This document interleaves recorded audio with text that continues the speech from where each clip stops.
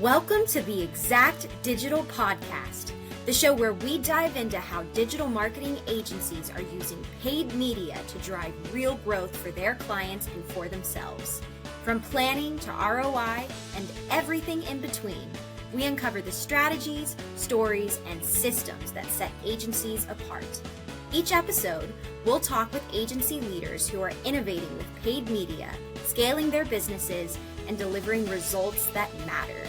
Whether you're looking to expand your services or sharpen the edge of your current offerings, you're in the right place. Let's get into it. Good afternoon and welcome to the Exact Marketing Advice Podcast. And today I am super excited to have Tinashe Chaponda. Did I say that correctly? Chaponda? Yes, you did. Yes, you I did. hope I That's didn't butcher that too bad. oh no, Um, that was I'll, perfect. I'll never forget it. Tinashe from Zimbabwe. Yes, exactly. Yes. And so I just want to give you a proper introduction to everybody.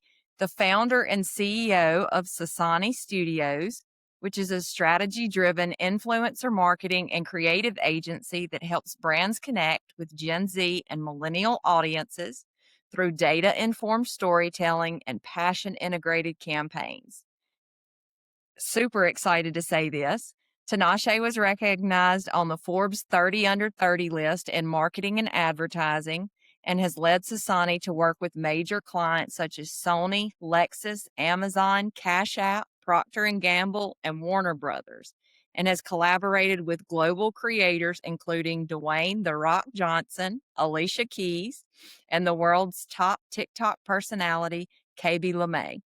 He also launched Project 30-30-30, a career development program for the next generation of business leaders, and is a graduate of Western Michigan University and in the Goldman Sachs 10,000 Small Business Accelerator. Yeah, awesome. That's Thank you. quite the intro. Man, No, I love that. congratulations. Of course, I might need to start having you do my intros for me. Hey, well, and I'll be honest with you, usually I don't have to read intros, but I had to read that one because it's so impressive. I didn't want to accidentally miss anything. So Oh no, that was that's perfect. great. Yeah. So your Forbes 30 Under 30 recognition, I know that was a major milestone for you. Mhm. What moments, risks, or decisions in your journey, like from growing up in Zimbabwe to like building Sosani Studios, do you believe contributed the most to reaching that level of impact so early in your career? Yeah, I think for me, like my biggest advantage wasn't really like, wasn't capital. We weren't, a well-off family, just a middle-class immigrant family trying to make it. But I grew up in Kalamazoo, Michigan, and had the opportunity of perspective in so many different ways. So being from here, from Zimbabwe, coming here, I was had interests that weren't the common African American male. So like I liked rocks, I like K-pop, and back in the day that was more very much stigmatized compared to now you see in the Gen Z space, you have a rocker who paints his nails, who also games, who also does this. So I think from early on, just having that different perspective and cultural signals have allowed me to be able to identify those triggers or signals within culture to identify trends before, spreadsheets figure it out. Absolutely. No, that's amazing. And so Yeah. Sasani Studios has worked with some major brands and talent. Mhm. What gap in the market did you see that kind of inspired you to found Sasani? Yeah, the biggest gap that we saw, and I think there's a lot of misconception when it comes to influencer firms, is we weren't going to start Sasani in terms of finding more influencers. It was more helping brands translate culture into business results.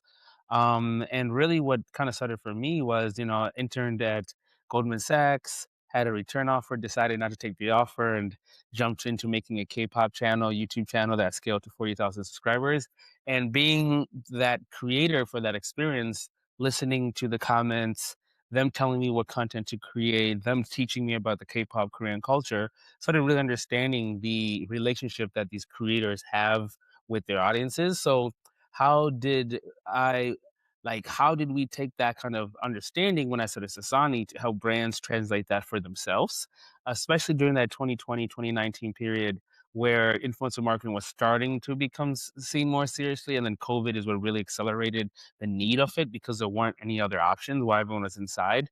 And then the biggest thing I noticed was it's a personality driven business. So a lot of people, when they looked at influencers, were still trying to treat it the same way as buying media or any other traditional format.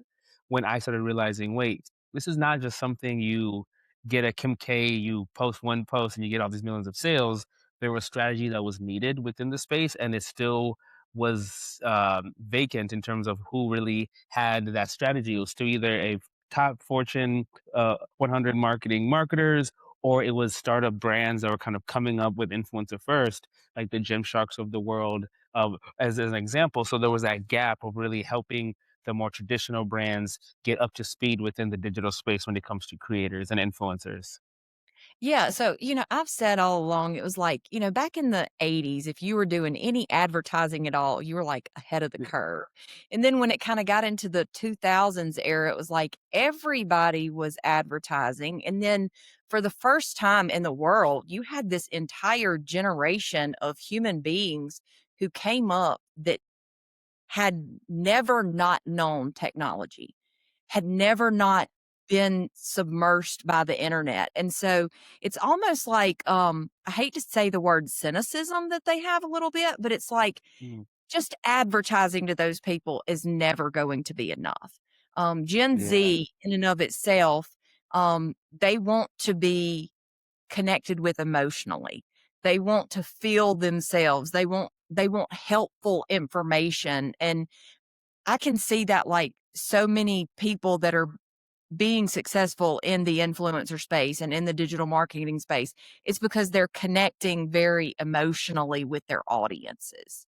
Yeah, exactly. And I think it's kind of pros and cons is TikTok made it where, your grandma, your neighbor, you could be from Oklahoma and you post a video in 24 hours, you have millions of views and you've converted 10,000 new followers. So we like to say, even working with the number one TikToker in the world, there isn't going to be another mega star because of the fragmentation of now the barrier of entry for anyone to be a creator, which really gives a lot more opportunities for brands in terms of hyper niching and key communities for that, which I feel like that's really where the opportunity is, right? And what's interesting about Gen Z, before the youth would always kind of lead the next change of music or style, but now it's they impact culture so fast. So you see what happened with like 6 7 and how culturally that went from little kids having no meaning behind it of an internet meme to now where you're seeing political figures using it when they're in the commission, like having a meeting and everything. So I think Right. what's really fascinating is the social element and influence Gen Z has on the rest of the uh, generations as well. Oh, no, absolutely. It's absolutely fascinating to somebody like me who just kinda sits back and watches it all happen. So, Yeah. um, you've kinda worked at the intersection of, like, brand, creator, and culture. Like, how do you balance, like, the creative storytelling and cultural relevance with, like, performance and get measurable outcomes for clients? Yeah. So the way we like to see it is like performance marketing tells you what has worked, culture tells you why they care about it in the first place. So, in terms of using those in terms of strategy, we always look at okay, how do we start off with just organic posts? Also understanding that the platforms and algorithms aren't the same like they used to be, in terms of the constant change, the platform needing to evolve and retain their users. So there's a lot of inconsistencies. So typically we leverage organic to test out general feedback of who is getting natural comments, who is getting the most highest engagement before then we implement performance marketing behind that content. So we kind of like to say organic and even cultural moments are like that street singer, who's playing. Performance is now what stage are we going to put them in? Now, I think what really becomes the difference is when you're able to put the right voice and the right moment in the right stadium.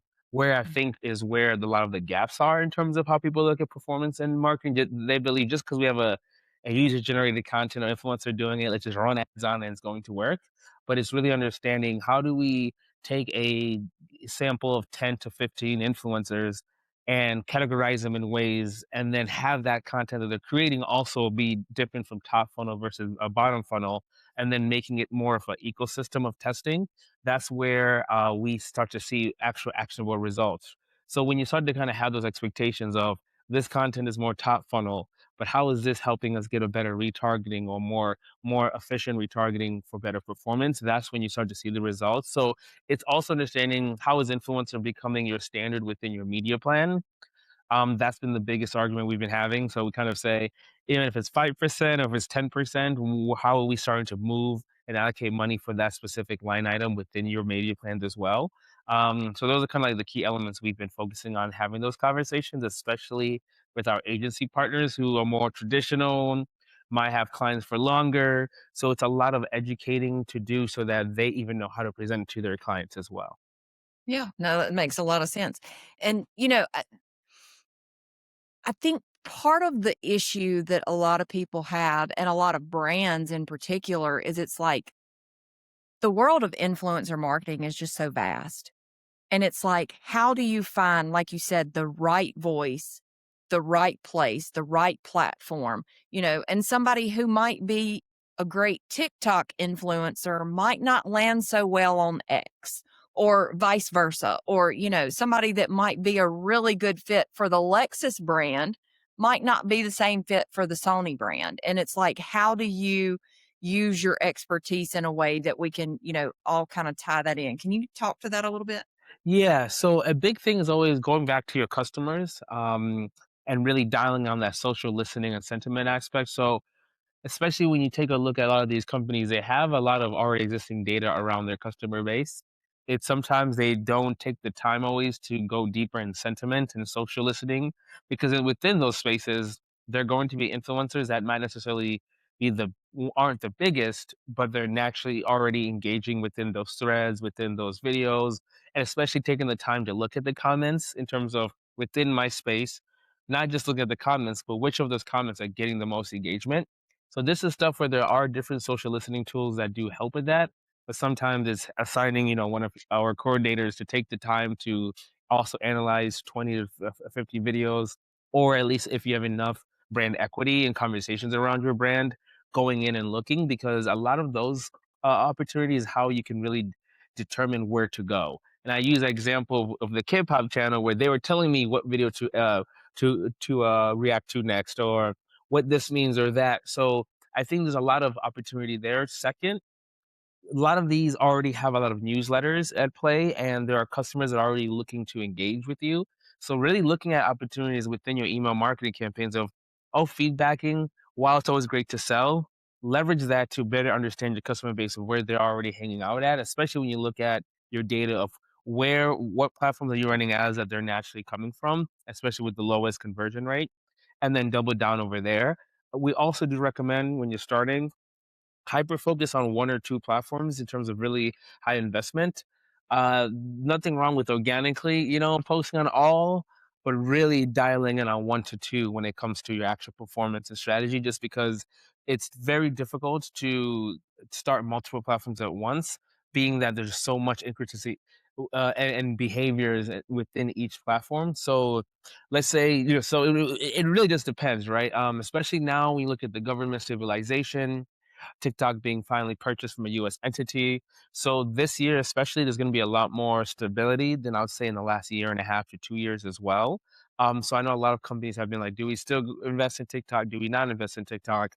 But really for them in terms of age, while it is still vast, there's a lot of under represented attention in organic Facebook, especially. It's one of those platforms that we all talk about is going away, but it's really not going away. I'm from Kalamazoo, Michigan. I live in Los Angeles, and I'll tell you what, I am on my Facebook feed every day. I know everything that's going on in that city. So that level of hyper localization and gathering and community is not going anywhere. So there's a lot of opportunity there, and you can always tell where the opportunity is based off of the platforms and where they're investing in creator programs. So me being on the influencer space, Meta had spent a lot of money on creators in terms of bringing TikTokers onto their platforms. Right now, Facebook is one of the more hottest platforms for creators to monetize, which means from a brand perspective, they're having naturally more incentive to get you to be on those platforms. Then you kind of have like the secondary ones, okay, minus the YouTube, TikTok, Snaps of the world. You have like more like the Pinterest of the world that aren't necessarily talked about as much, but still are really good for hyper niche for design. Or like we have a creator who'll be having her baby next week or so. So those kind of platforms do help as well. But once again, I think it's starting with where are your customers already at, either by asking them through a poll, or if you have enough brand equity, just do social listening on all your platforms and see which of these are the most organic. Or if you have none, look at your competitors as well. Where are they naturally having the most? Start there, already a proven concept, without necessarily having to guess. No, absolutely. So you're preaching to the choir on this, Tinashe. I tell everybody time, talent, and resources are finite. If we had endless budgets, we would absolutely put you on every single platform in the Yeah. world. But that's just not the way things are. And so I love your advice of like follow your organic following and go where the low hanging fruit is. And I think so many people want to try to recreate the wheel, especially like when you get into like the paid spaces of the world. And it's like, hey, we're not here, so let's go there. But it's like, wait, but you already have so much that you've built here that you can go out and you can build off of that. And so it's like your foundation Yeah. is already laid. And I think a lot of people, um, it was described best of everybody wants the next shiny new thing. But that's not always the best thing to do. There are so many platforms like Meta that have been around for a really long time that, so many people say, well, they're skewing older now and all the things. But, um, my 24-year-old's on Instagram constantly, Yeah, so exactly. I mean, so Exactly. people can say, that it might be taking a back seat or all those things, but like you said, I'm not seeing that. I think that Meta's going to be around to stay. I think that it is a huge driver of traffic to websites. I think that it can really play a strong part in, a campaign for sure. But I do believe that, like you said, you have to be able to read the room. You have to know your audience. You have to play where your audience is playing, and I think that that's critical for sure. Yeah, Um, something some might not want to hear. Not everyone should be having a podcast. I have to put that out there. I feel like every business owner is like, let me get a podcast. I saw Diary of the CEO. I got to make a podcast. I think, when it comes to that, the biggest thing, especially when it comes to even what platform you invest in, what are you able to be the most consistent in? And it's yes. not always about high production value more than it's about the consistency. And I feel like that's sometimes difficult for business owners or marketers to understand of like, the world of authenticity and like there's so much AI slop as well that the more authentic you can be, and I hate kind of using that 'cause I feel like it's very oversaturated, but the better way of you creating a content system that's very efficient is more important than necessarily creating the best piece of content because audiences at the end of the day want to follow you in your different journeys, right? So a lot of them try to put the you know, whole story in one video, but you can chop one story up into, 20 different videos that are only maybe showcasing 30 to 45 seconds per day. But that consistency in the day, because of attention, that's going to be better for your audience to see a little bit per day than once a week or like twice a week and things like that. Yes. Well, and I will tell you, one of the things that we fight a lot of times is because you do hear people talk a lot about, I want to be an influencer, I want to be a podcaster, I want to be all these things, but really they sell cars for a living, whatever it is. And it's like, okay, do you want to be a podcaster or do you want to sell cars? If you want to try to use podcasts to sell more cars, then you can't lose the prize that's at the finish line, and that's selling cars. And so I think that a lot of Yeah. times it's like people are taking detours to like, hey, I want to be an influencer. Hey, I want to be a podcaster. But at the end of the day, that's really not what it's about. If your bottom line is selling cars or, giving financial advice or, whatever it is, you have to be pushing for the thing that makes the cash register ring. If you want the Yeah. cash register to ring off being a podcaster, or if you want the cash register to ring off of, being an influencer, that's wonderful. Live out your dreams. I'm not trying to, yuck anybody's yum here at all.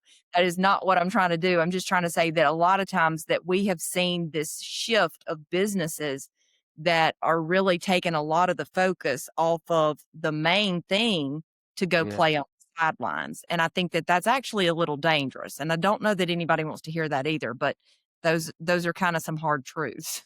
No, yeah, and I 100% agree with you. And the way we like to use it is use content, especially in that facet. It's like if you're not even at the maturity stage of your business yet, where you kind of have a organic system, the way we like to say it is like, what are those key, frequently asked questions, or at least content that you can post and then use in your sales outreach in your following up tools, Absolutely. right? So that's kind of a way of like being consistent on social, but it's very intentional for a content. I know after I have a an insurance meeting with the family, I can follow up with that link to my Instagram if they're more personal, or LinkedIn of that video, but it still comes down to sales. And end of the day, like that's kind of how we do it.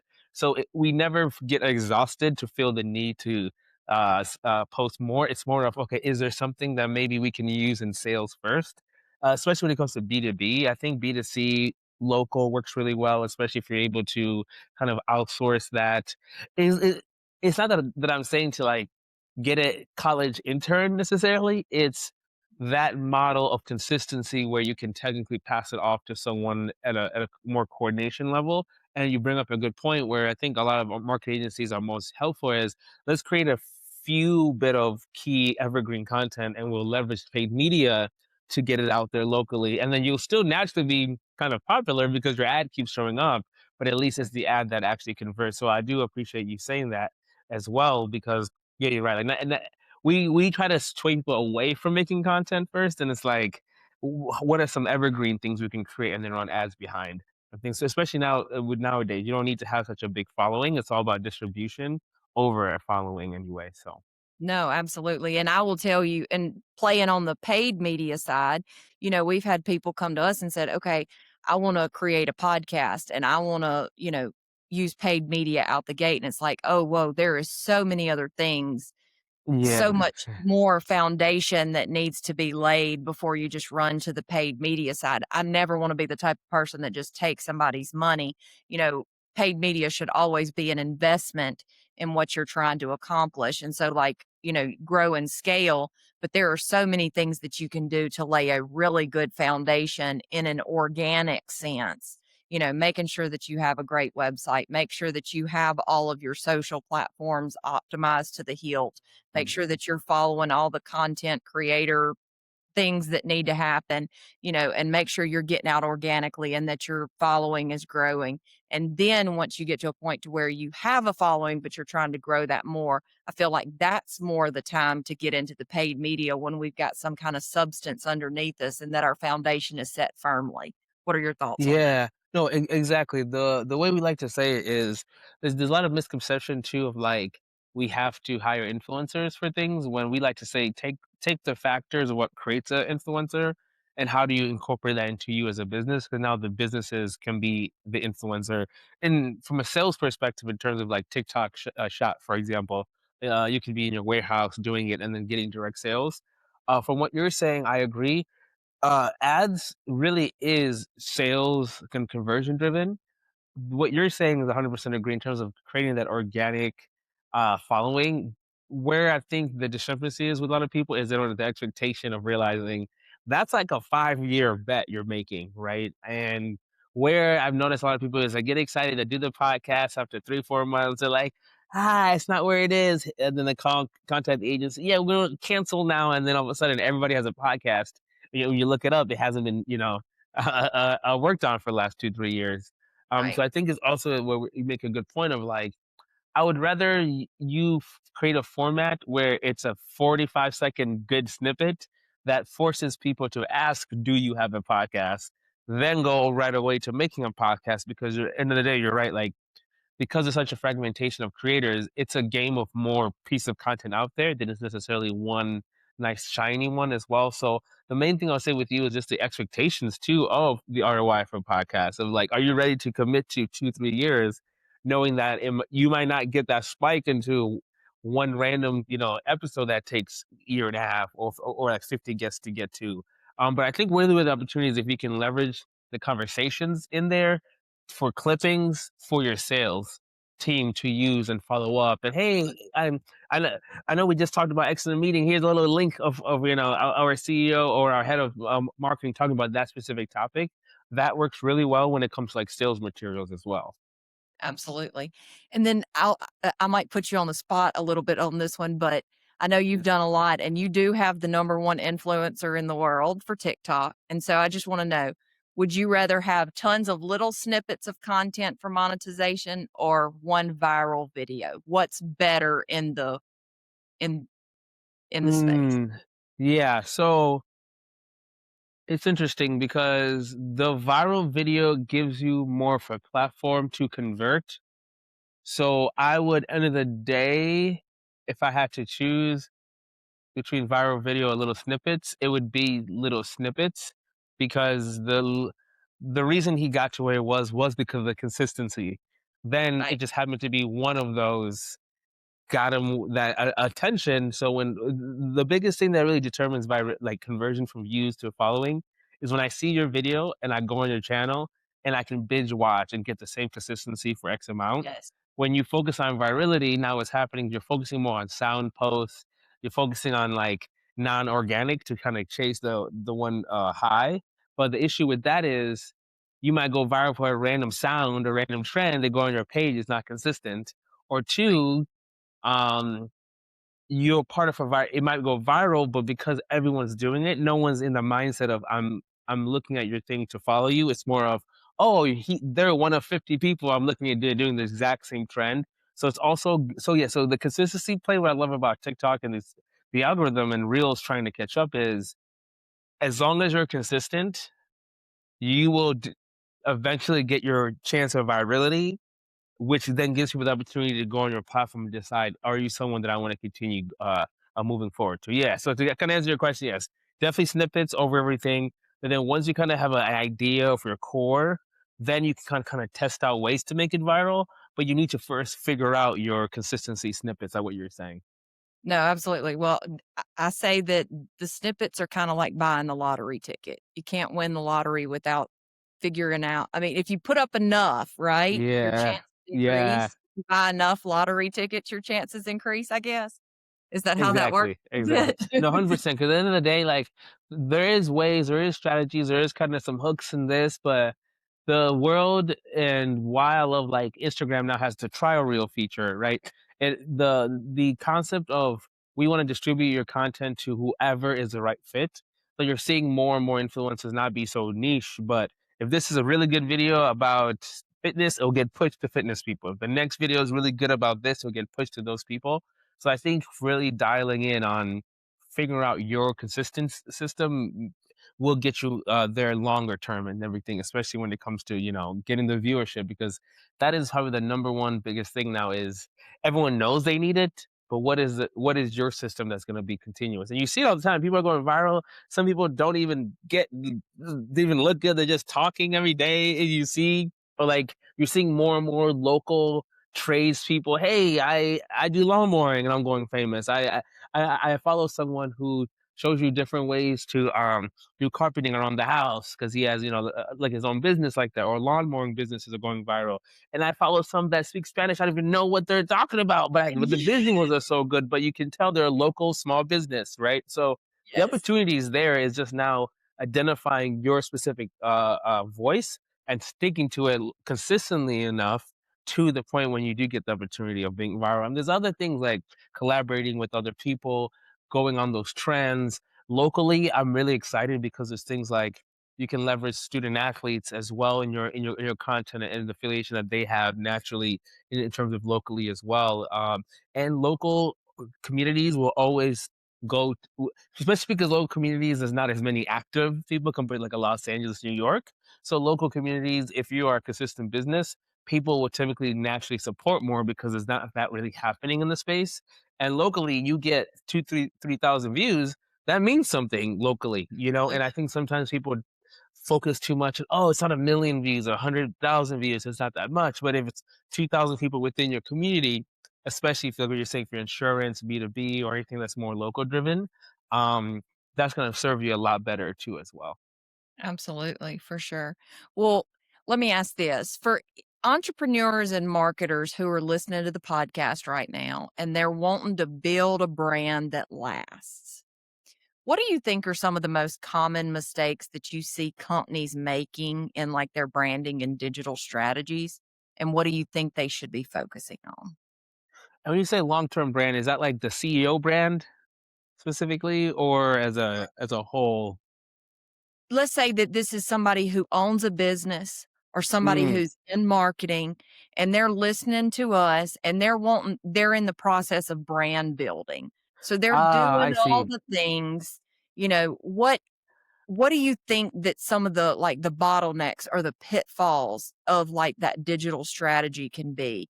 And what do you think Yes. like if somebody's really looking like long term down the road of really truly like trying to take an emerging brand to a staple.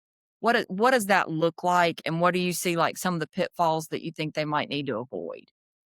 Yeah, so it's from a business owner perspective, I wanna give you, like, the most ideal sense and then work backwards from there. Absolutely. Um, your personal brand has to be figured out 2 or 3 times a week for you to carve out time the same way you or the owner like newsletters or blog would be the best to write. So from a personal brand perspective, being able to carve out 2 hours, 2, 3 hours, 2 days within your week specifically for that, or something that's as simple as, hey, today this is the key thing. When you put yourself out there, it definitely does go a lot further. Like for me, I kind of have my ups and downs in season when I'm able to do it. But for the last 7, 8 years, I've been waking up at 5 a.m. Da, da, da, da, and I've gotten a lot of opportunities from key leaders. Hey, I've seen you doing the same thing for the last, 5 years, and I'm very interested on the consistency front. I think also for me, I'm not so focused on getting hundreds of thousands of followers. I have about 3K followers on Instagram, but the majority of those on my stories watching them are executives. So I think it's also understanding your position as a business owner of like, it's not about having the most following. And even for you, it's more about your circle of influence, which is a lot different than you trying to build a 50K follower base compared to figuring out, okay, these are the key conferences I need to go to. These are the key relationships I need to go have. How am I being for my favorite client? I should be sitting there taking that photo with them and posting that. It might not be the best quality, but when you look at the 100 likes, oh, that's a CEO, that's an investor, that's this. Those where a lot of those kind of more consistent opportunities come. I think something too that's a big pitfall is you get in the hiring frenzy of like new agency, this agency is gonna like help me build my personal brand. And I think you cannot really hire an external agency until you kind of have a natural rhythm of yourself and a voice. Then you bring in an agency to amplify that voice in that direction. Or if you hire someone more in-house that's actually at your actual place, that can kind of better understand you. But still, I think your best is going to be for you to just get it going yourself for the first couple of months. And remember, every CEO is different. They have different capabilities. I'm not saying you have to edit everything, but at least a core of, okay, I'm gonna figure out how to make a 30-second video, and whatever that is on the story, click record, do da, da, da, I'll send it to someone to edit it. Just starting there and getting used to that behavior is going to look different, especially in times where your business will naturally need you. So you might not post for a month or two, but that consistency will help you. I think another pitfall is the podcast syndrome. Everyone wants to go big, wants to do the biggest thing possible, when in reality, it's getting the muscle first of being comfortable.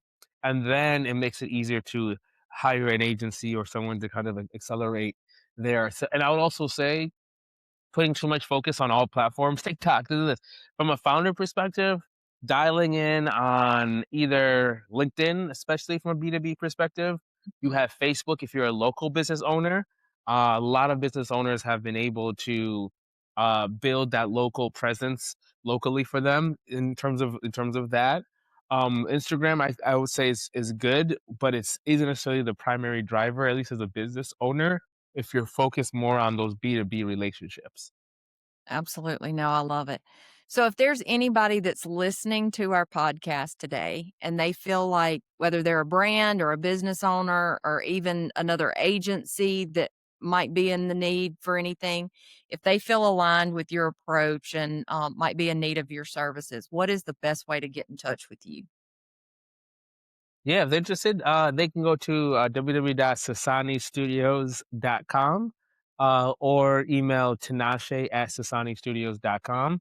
Then we'd be more than happy to kind of have a conversation with them, do a free strategy session to see if we'd be a best fit. And or you can obviously contact us via LinkedIn as well, would be the main areas. Awesome. Well, Tinashe, I really appreciate your time today. I can tell you that you are my first Forbes 30 Under 30 award winner to join the podcast. So I'm Okay, really excited. amazing. Yes. Exactly. And I'm a Capricorn, so always the best. There you go. There you go, for sure. Well, thank you so much for your time today. I really appreciate you joining us, and we will talk soon. Of course, of course. Talk soon. Thanks.